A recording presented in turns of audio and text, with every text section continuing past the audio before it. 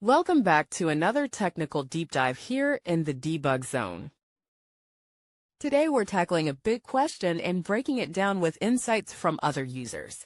Hopefully this clears up some misconceptions and helps you get the answer you need. So buckle up, stay a little curious, and let's jump right in.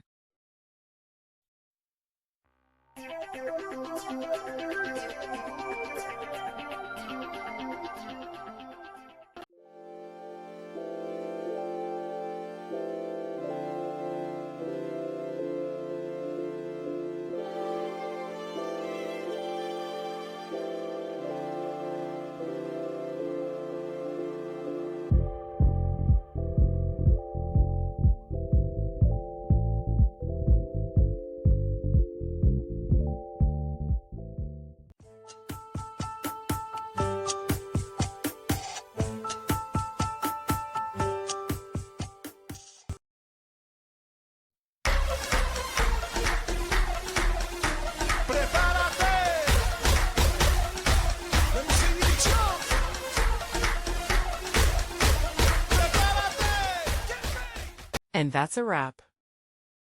I hope you found the answer you were looking for. If you did, take a second to hit that subscribe button. It really helps out.